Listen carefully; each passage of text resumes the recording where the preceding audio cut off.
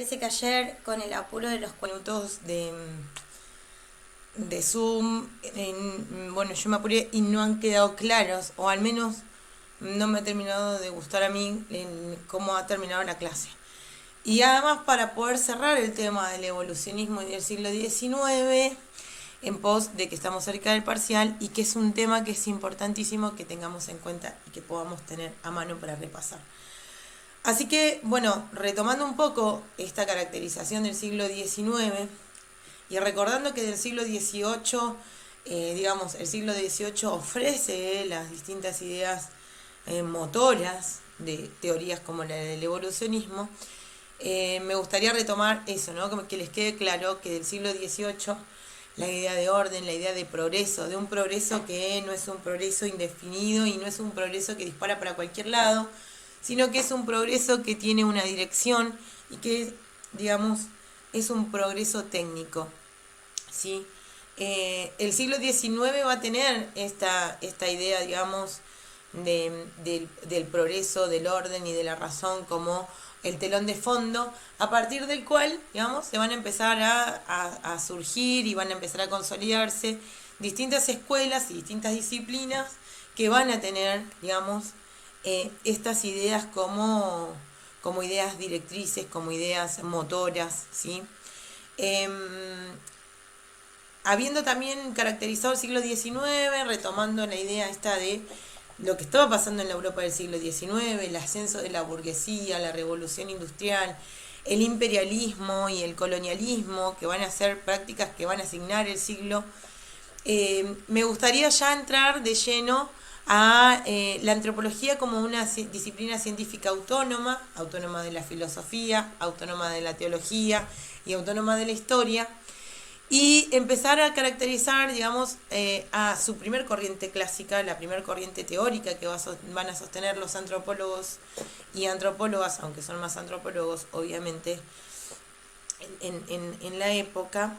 Y quiero que empecemos a charlar y que charlemos, digamos, básicamente sobre el surgimiento, digamos, del evolucionismo como la primer corriente clásica de la antropología. Les decía, el evolucionismo va a surgir, ¿sí?, en el siglo XIX, como una corriente clásica que ayuda a pensar la cultura, así que que ayuda a pensar las culturas y las diferencias culturales con, bueno, una ideología de fondo bastante marcada.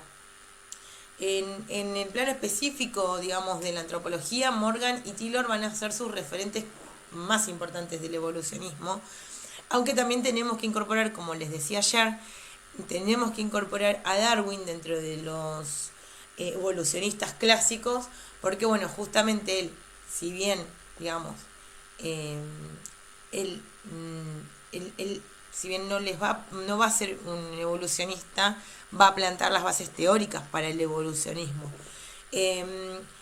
Morgan en Estados Unidos y Taylor en Inglaterra van a estar pensando, como les decía ayer, en diferentes lugares, distintos postulados para poder entender, eh, distintos postulados para poder abordar los estudios antropológicos y para poder entender las diferencias culturales. Les decía que en el siglo XIX, si hay algo que caracteriza al siglo XIX, es que ya, digamos, ya no se piensa más en que hay una superioridad racial de los europeos sobre el resto de los humanos y humanas que hay en el mundo, sino que, digamos, superada la idea esta de la superioridad racial, va a haber digamos, un planteo al unísono, que es el que les decía ayer sobre la unidad psicobiológica de la especie humana, ¿sí?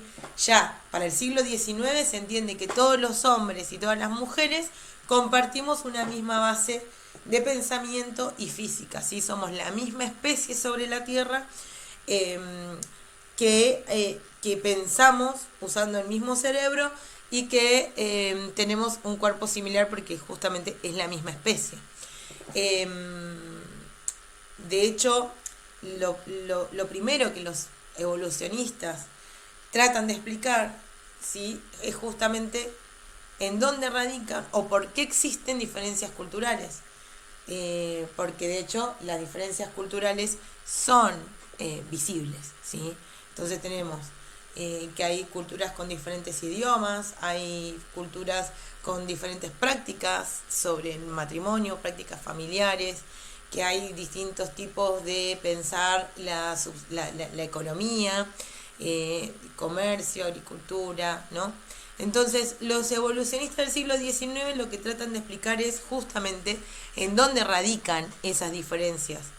Eh, Nosotros tenemos que, como les decía, ¿no? Para el siglo XIX, en Europa está pasando a mediados del siglo XIX, se da lo que se conoce como el Congreso de Berlín.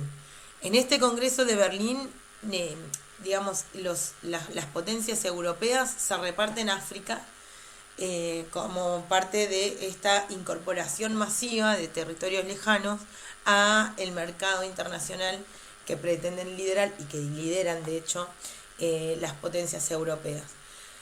Las naciones europeas ahí se van a estar planteando, se van a preguntar, van a estar ávidas de responder la pregunta de por qué las sociedades africanas, oceánicas, las sociedades asiáticas y americanas van a ser tan diferentes entre sí y a la vez van a ser tan diferentes con la sociedad europea.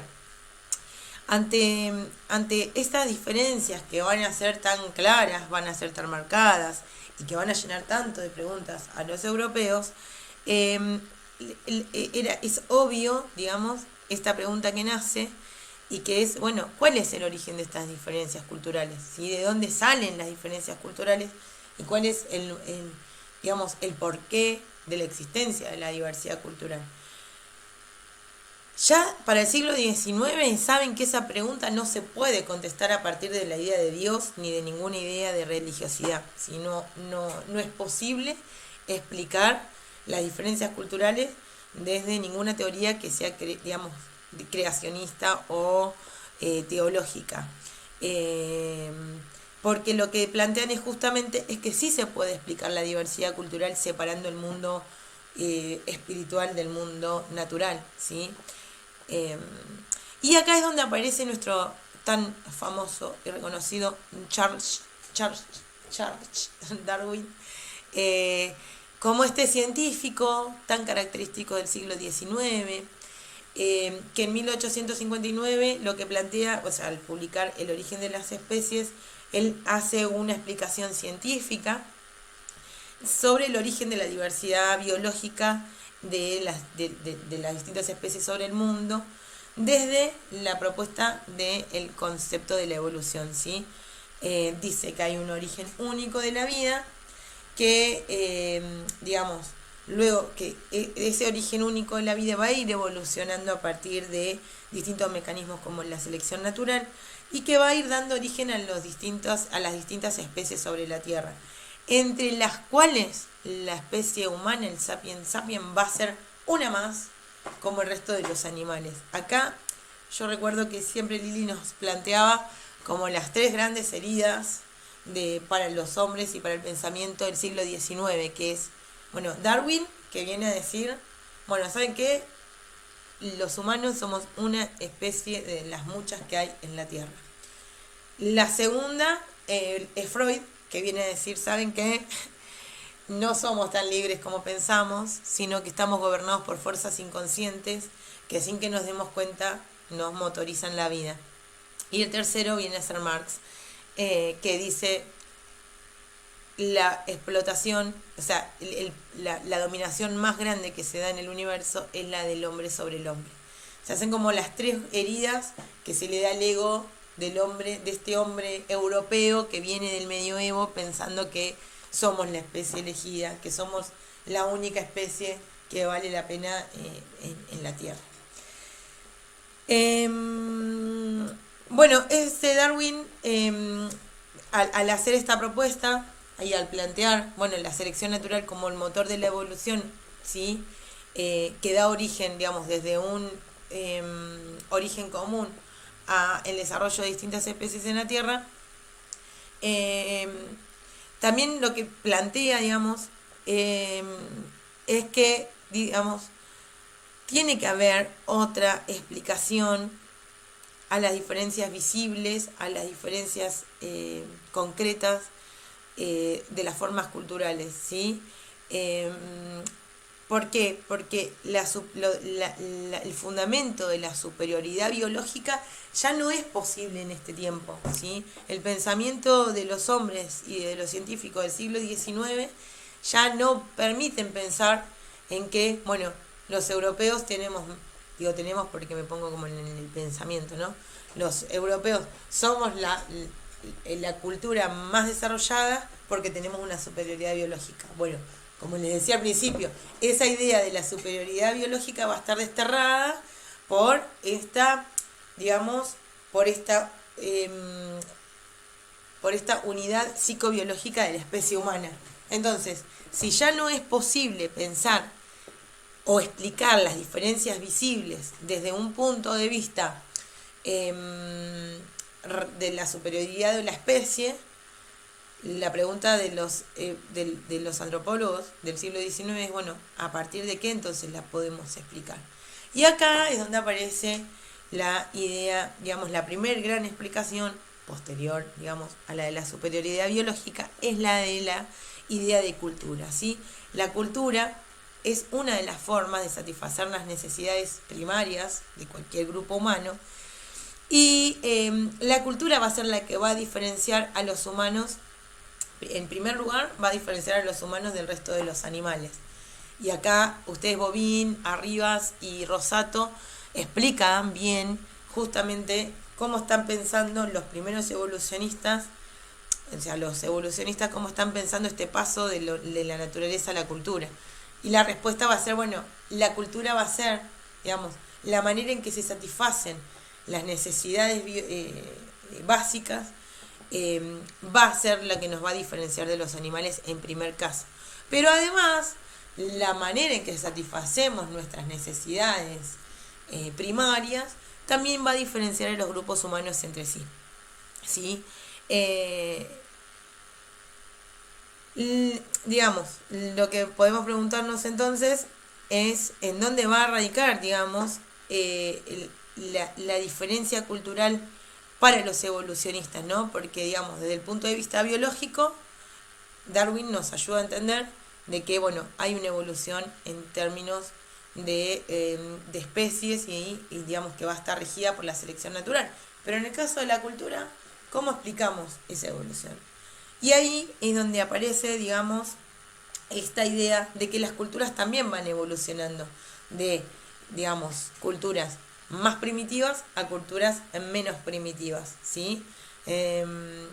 Y acá lo que me interesa a mí, digamos, que quede claro, dicen, esto está muy claro en el texto de Bobín y de Rosato, retómenlo, léanlo con claridad y con tiempo, ¿no? Dicen, bueno, la cultura va evolucionando desde un momento más primitivo, que no se conoce, a, en una primera instancia, evoluciona desde la barbarie, que no se conoce, no hay conocimiento, digamos, en el momento vivo de sociedades bárbaras, a sociedades salvajes. En estas sociedades, digamos, en este salvajismo, en el proceso que va de la barbarie al salvajismo, dicen, las sociedades han comprendido, o los grupos humanos van comprendiendo las ventajas del sedentarismo y la ventaja de la domesticación, tanto de plantas como de animales. Y el tema del componente salvaje, para mí, digamos, es muy importante que quede claro cómo los hombres y los cientistas del siglo XIX van a estar pensando, digamos, este paso de estadios evolutivos. Porque esto lo plantea muy bien Garreta también en el texto, ¿no? El componente salvaje, lo salvaje, no está solamente ubicado del otro lado del océano, ¿sí?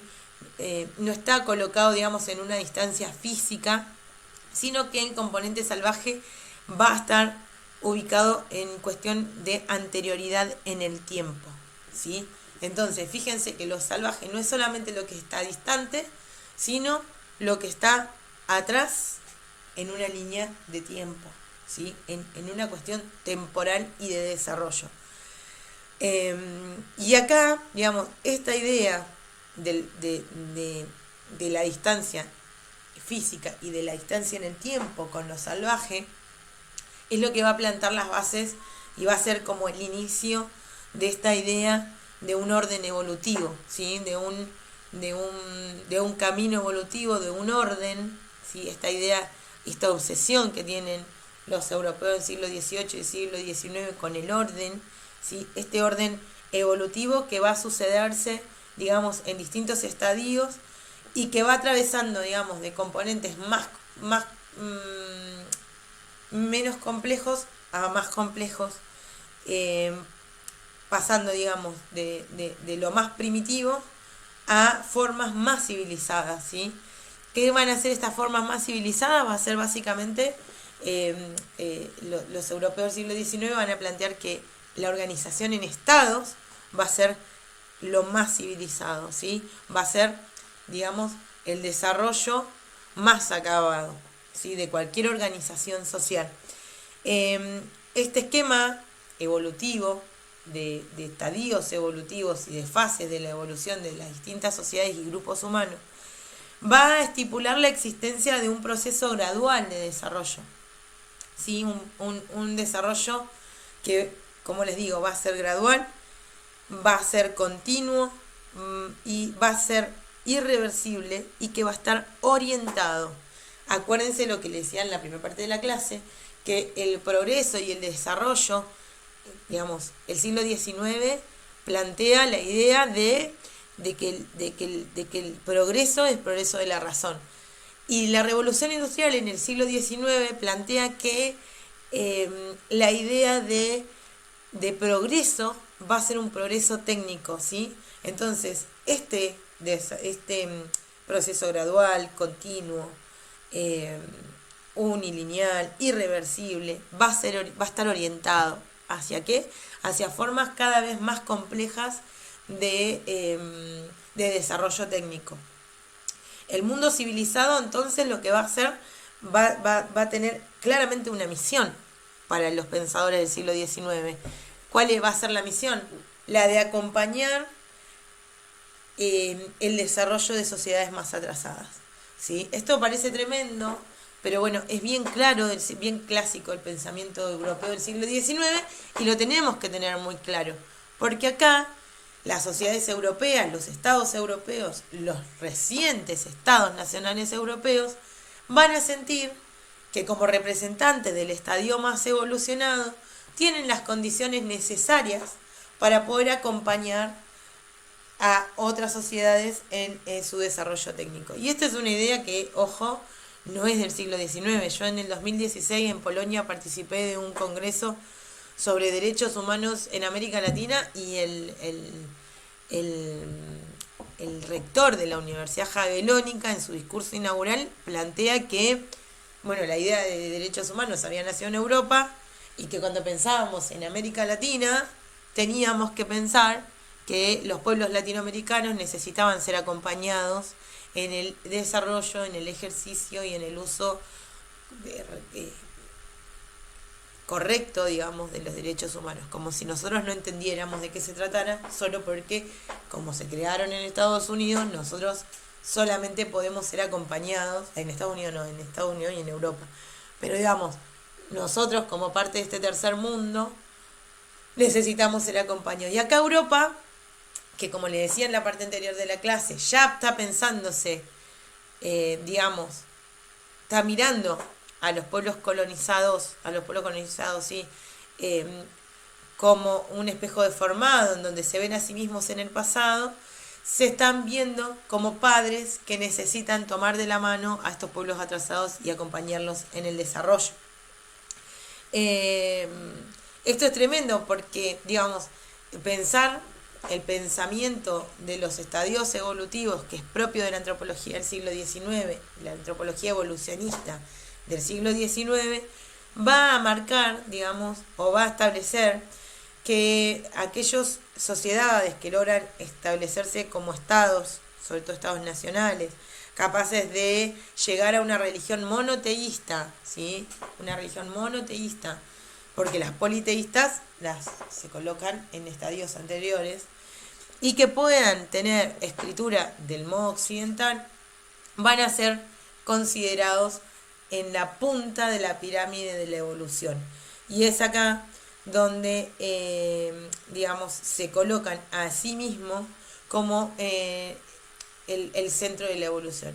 Y acá es donde aparece esto que es tan complejo y que está tan en boga hasta el día de hoy, y que lo podemos ir desprendiendo, digamos, en distintas escalas: nacional, regional, internacional, provincial e incluso local, en la idea del etnocentrismo, ¿no? El etnocentrismo, ¿qué es? Es colocar a la cultura propia como, como aquella ideal para poder medir y clasificar a las otras, ¿sí?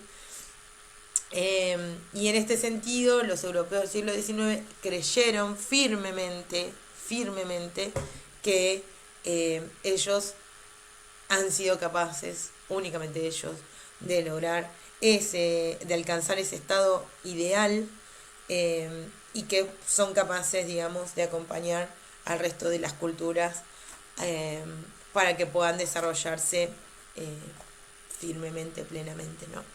Es tremendo y está vigente. Eso es lo que tenemos que tener en cuenta todo el tiempo.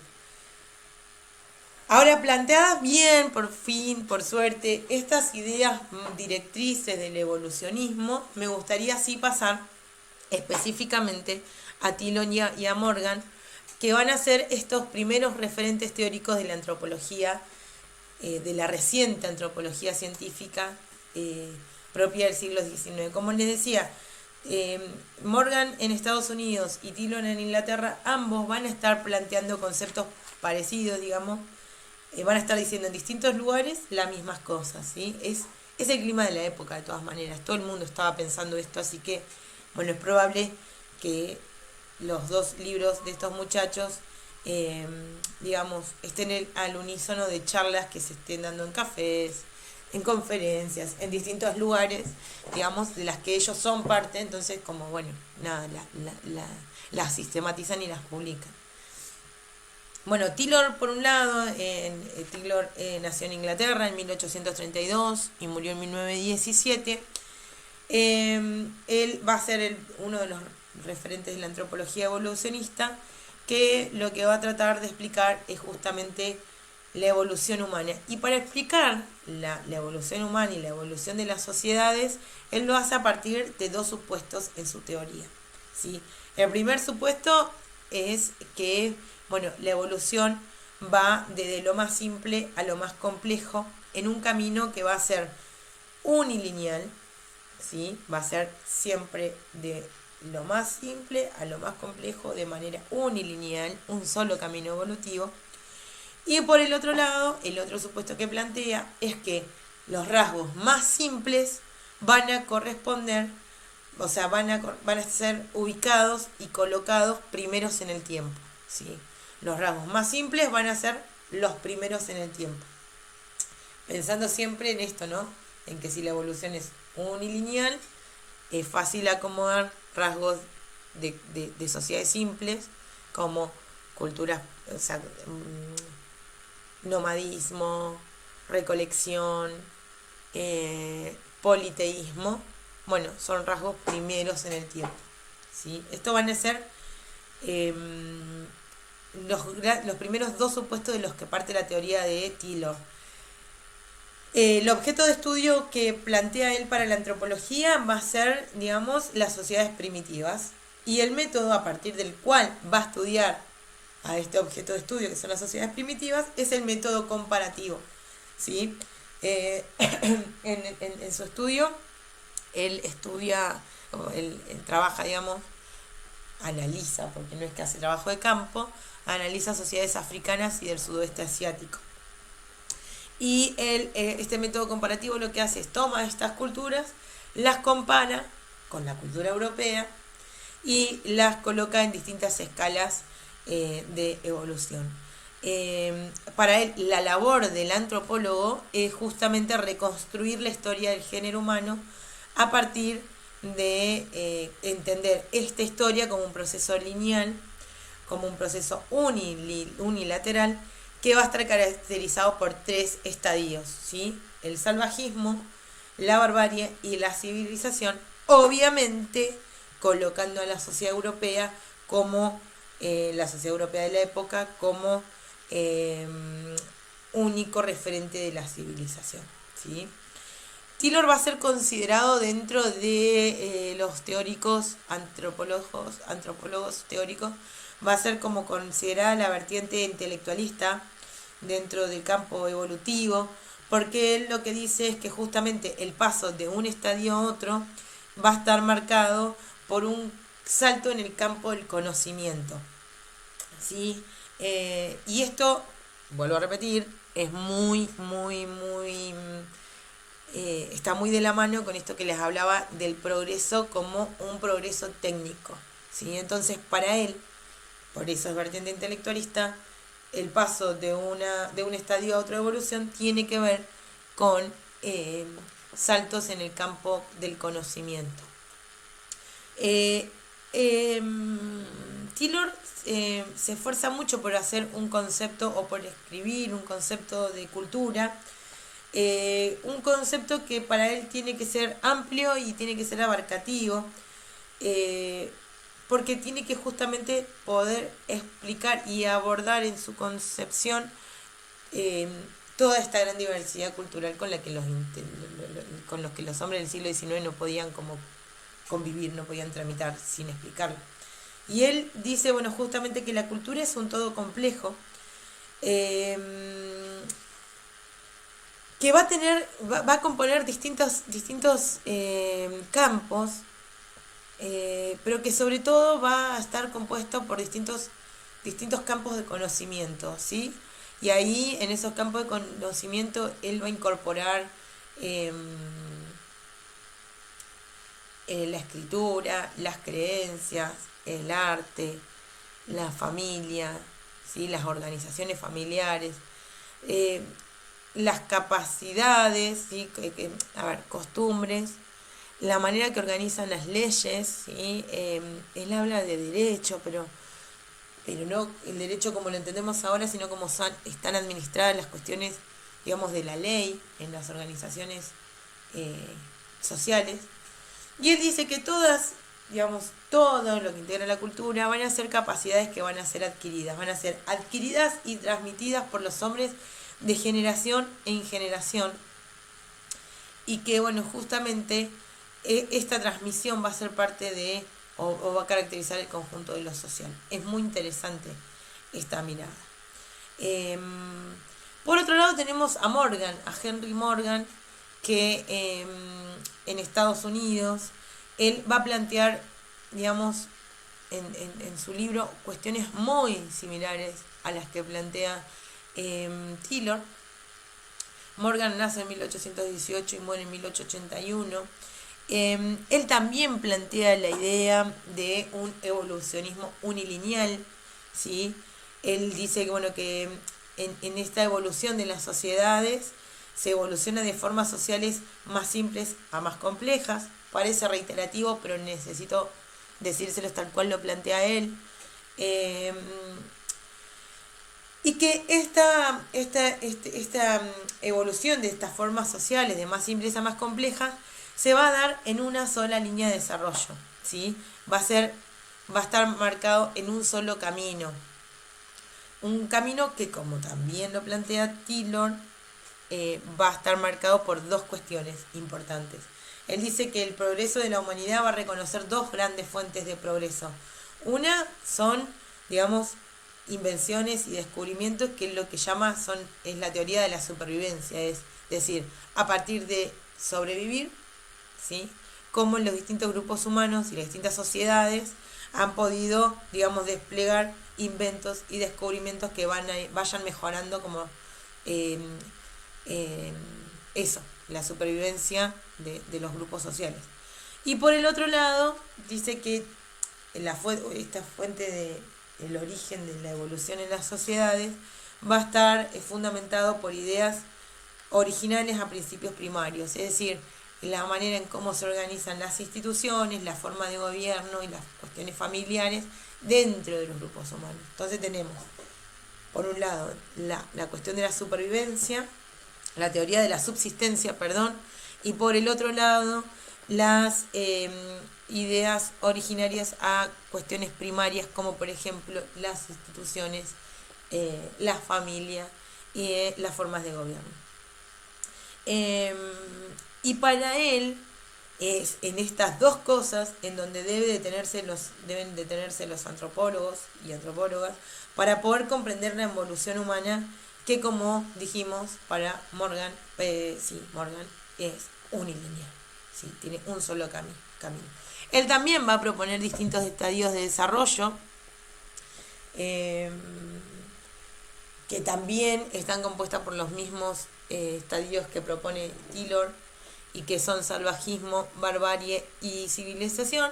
Él lo que hace es poder desarrollar un poco más cada uno de estos estadios. Entonces dice, bueno, el salvajismo se corresponde a sociedades nómades de cazadores-recolectores. La barbarie va a estar compuesta, digamos, por sociedades sedentarias que ya han dado inicio a la domesticación de plantas y animales, y en donde aparece la agricultura como forma de subsistencia económica básica y principal. Y claramente la civilización, que va a estar caracterizado por estados más avanzados de desarrollo, y que él va a decir que, bueno, justamente la sociedad europea de la época es el ejemplo típico, digamos, clásico del estadio de la civilización. Bueno, ahí están presentados estos tres autores. Bueno, Darwin les hablé un poquito al principio, y Taylor y Morgan, que van a ser los referentes teóricos que van a dar, digamos, el grueso teórico al evolucionismo. Pero a mí no me deja ganas, digamos, tengo muchas ganas de que esto lo tengamos muy, muy en claro, porque, digamos, el pensamiento de los hombres y de las mujeres de la Europa del siglo XIX, como un poco les decía ayer, tiene como esta manía o esta obsesión de querer acompañar, o sea, de querer analizarse a sí mismos a partir del análisis de otras sociedades, y, digamos, esta idea de colocarse a sí mismos como en el centro de la evolución va a ser muy compleja y va a dar lugar a un montón de prácticas que son en primera instancia aberrantes, ¿no? Que es, por ejemplo, una de ellas puede ser el secuestro de gente en los territorios de las colonias, que encadenados y esclavizados, porque eran secuestros además, eran llevados por la fuerza a las metrópolis coloniales, a los países coloniales, y ahí se daba la suerte de como una investigación, ¿no? Como a partir en nombre de la ciencia, en nombre de la ciencia y en nombre del pensamiento científico de este hombre ilustrado del siglo XIX, se daban el permiso de desollar cuerpos para analizarlos, pesar sus cerebros, pesar sus huesos, tomaban fotografías de los secuestrados de frente, de perfil, los mantenían encerrados. Bueno, y de prácticas muy, muy dolorosas que han sido muy comunes en el siglo XIX y no hasta hace mucho tiempo, porque, bueno, les quiero hablar de los zoológicos humanos especialmente. Y el último zoológico humano fue hace 60 años en Bélgica, o sea que tampoco estamos tan lejos de esto, ¿no? Pero que bueno, yo ahora les voy a ir pasando unas imágenes para que vayamos charlando sobre, bueno, la cuestión de los zoológicos humanos, en donde los fueguinos, los mapuches, pero también otras, bueno, yo les voy pasando imágenes de este libro, ¿no? A esto es lo que me refiero. Acá tenemos personas secuestradas que han sido fotografiadas, posiblemente sin su permiso. Esta mujer se le murió el niñito muy poquito tiempo después de esta foto, que son prácticas horribles, Bueno, yo ahora les voy a ir pasando imágenes en la computadora para que quede más claro y más ordenado, ¿no? Bueno, mientras que van pasando algunas de las imágenes que son fuertísimas sobre estos zoológicos humanos, primero quiero decir que, bueno, el origen de estas exposiciones, que podemos llamarlas antropozoológicas, se encuentra, digamos, en la década de los años 70 y 80 del siglo XVIII, ¿no? Em, en donde, digamos, algunos eh, arquitectos y biólogos pretendían crear una colección enorme de fieras de todas las regiones del mundo, en la cual los pueblos originarios digamos, y personas de los pueblos indígenas fueran exhibidos al lado de la flora y de la fauna eh, de los distintos eh, de las distintas regiones del mundo, ¿no? Eh, la primera exposición de antropozoológica, digamos, se da en 1874 en Hamburgo, en donde se va a mostrar al público un grupo de Laponia, ¿no? Que es la zona de la costa ártica de Europa, en donde serían los territorios de Noruega, Suecia y Rusia, y que, digamos, estaba compuesta, digamos, esta primera muestra antropológica por una parte antropológica, que eran 6 lapones, y una parte zoológica, que eran 30 ciervos. Es tremendo porque lo que vamos a ir viendo es que, digamos, se iban preparando las exposiciones en distintas partes del mundo. Se da la primera, tiene mucho éxito. De esa primera que les dije que se iba a hacer en Hamburgo, inmediatamente se hace una en Berlín y en otra ciudad de Alemania, que ahora no recuerdo el nombre. Hasta que en 1877 se llega, digamos, a la zona de París, a la zona de Europa, y se va a dar, digamos, esta primera, no sé si es la primera, pero se van a dar estas exposiciones, en donde lo primero que hace, digamos, los organizadores es crear vallas de contención para poder proteger al público, espectador, distintas especies, de distintas especies animales, ¿no? De jirafas, de ciervos, de camellos, elefantes, rinocerontes, y también de niños africanos, ¿sí? Esta inclusión de personas en las exhibiciones de animales va a ser tan exitosa para el público, va a ser tan llamativo para el público europeo, que empiezan a repetirse por distintas ciudades, y empieza a generar un montón de dinero, digamos, empieza a generar un montón de dinero en entradas. Las entradas eran caras y el número de espectadores llega a amplísima cantidad. A veces más de 500 personas al día participaban de las exposiciones.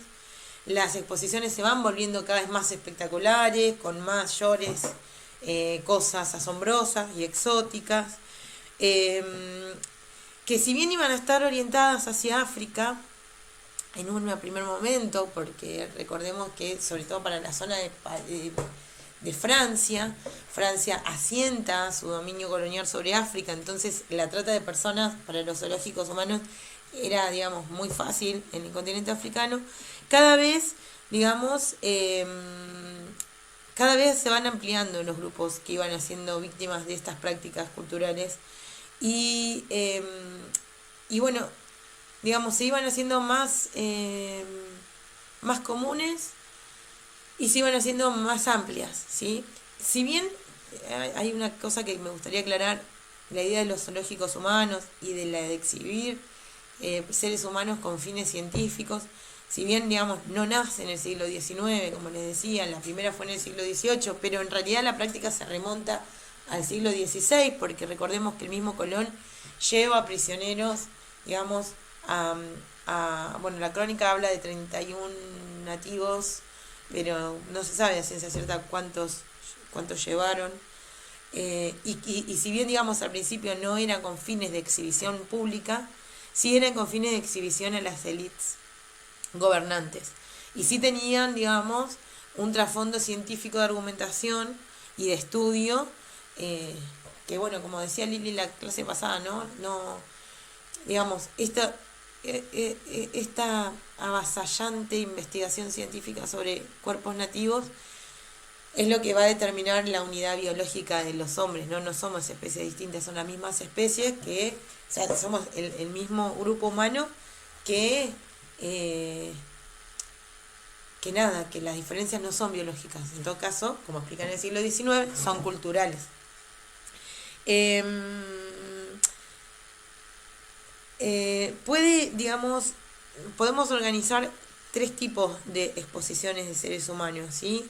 O, sí, tres maneras para, dependiendo con su propia época. La primera es la exposición de seres humanos solos, y ahí tenemos, por ejemplo, las primeras prácticas en donde se exhiben estos seres humanos a la corona que financian los viajes o a los grupos científicos que financian los viajes. Una segunda etapa que es una combinación de exposición de seres humanos con animales, en combinación con animales, y esto sí va a estar relacionada a la idea de un jardín zoológico, en donde obviamente los seres humanos van a estar incorporados como la fauna. Y en paralelo a estas dos tipos de formas de exposiciones humanas, está la del secuestro de seres humanos como si fueran caza de animales, ¿no? Como secuestro de animales, como secuestro de personas, como, bueno, justamente eso, una caza. A mí me pone muy mal este tema, la verdad que no puedo creer la vigencia de este pensamiento, ¿no? Sí, digamos, por regla general, las exposiciones de seres humanos se van a realizar en tres tipos de modalidades que van a ser distintas pero pueden estar mezcladas. La primera es el formato de feria mundial. Hay una primera feria mundial que se inaugura en 1851 en Londres. En esa ocasión se presentan en un mismo sitio, ¿sí? En una misma feria, distintos pueblos de los 5 continentes, junto con las producciones naturales y producciones manufacturadas de las diversas regiones del mundo colonial.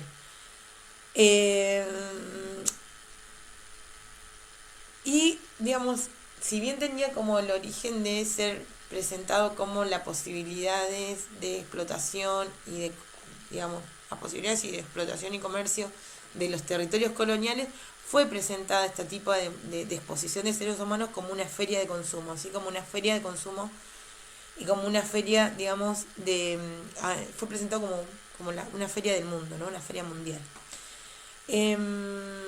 Hay una segunda modalidad de exposiciones humanas que son los teatros de variedades. Yo les voy pasando imágenes mientras que hablo. Este teatro de variedades se presenta, por ejemplo, gente con alguna discapacidad física, gente con enanismo, o todo lo contrario, gigantes, o siameses. Hay muchas fotos de siameses en estos teatros de variedades. Y que, digamos, este tipo de exhibición humana se pasa desde lo físico y alcanza como la pantalla y los medios gráficos. Muy, muy, muy, muy, muy recurrentes en el siglo XIX y también en el siglo XX. Y el tercer formato es el que les estaba hablando de exposiciones antropozoológicas, que era esta combinación de plantas y animales mezclados en un mismo espacio. Cada formato, como les decía, tiene su propia manera de representar o de relatar, ¿no? De componer, de construir el mundo de lo exótico. Y cada formato va a tomar lo exótico de una manera muy particular. En el teatro de variedades, por ejemplo, se tiene que alimentar el carácter monstruoso y excesivamente morboso para satisfacer la demanda del público que quería y exigía, bueno, justamente como una finalidad sensacionalista, ¿no? Tenían, para calmar ese sensacionalismo y esa necesidad de lo exótico y lo monstruoso, Bueno, se exageraba, era cuanto más feo y más extraño, mejor era para el público. En las ferias mundiales, en las exposiciones universales, en lo que se va a enfatizar básicamente son en las ventajas económicas propias de la colonización. Es decir, se muestran productos manufacturados, como les decía, y productos naturales, que lo que le vienen a mostrar al mundo es, hey, miren, tenemos este territorio que produce estas cosas y puede sernos de muchísimo beneficio. Pero, digamos, acá, digamos, en las ferias mundiales lo que vamos a ver, o lo que se va a ver, es la juxtaposición de elementos europeos y no europeos, europeos y no europeos. Sobre todo para fortalecer la relación jerárquica entre lo europeo y lo no europeo, ¿no? Lo europeo es lo superior y lo más acabado, y lo no europeo es lo inferior y lo más bárbaro y lo más eh, sí, bárbaro y más primitivo. Eh, y bueno, justamente la modalidad del jardín zoológico lo que va a enfatizar es la breve distancia o la nula distancia que hay entre el mundo primitivo y el mundo europeo presentado en el zoológico. La verdad que las imágenes son muy fuertes. Pensar qué han pensado estos hombres y estas mujeres atrapados en estas exposiciones mundiales. Nada, es terriblemente doloroso. Y, y bueno, nosotros ahí Lili le subió el documental Zoológicos Humanos y seguramente para el parcial van a tener para charlar sobre esto y para poder profundizar. Pero a mí me parecía que no era, que digamos que esta era la oportunidad para que lo charlemos y que no es un dato que tenemos que dejar de pasar como cientistas sociales, ¿no? Es gravísimo, fue gravísimo. Ojo, estas exposiciones también tenían sus detractores en el momento y había gente que hacía manifestaciones en contra de las mismas y de hecho se terminan prohibiendo, pero digamos, fueron posibles porque había un público que compraba y que gustaba de estas prácticas terriblemente monstruosas. Bueno, hasta acá me parece que la clase de hoy estuvo buena. Estuvo buena. Ahora sí siento que la clase está terminada. Quería pasarles estas imágenes de los zoológicos humanos para que las tengan en cuenta, para que las retomen para el parcial. Y bueno, cualquier duda saben que estoy a disposición y les pido disculpas por los inconvenientes de la clase de ayer. Les mando un saludo y bueno, cualquier duda me escriben al mail. Abrazo.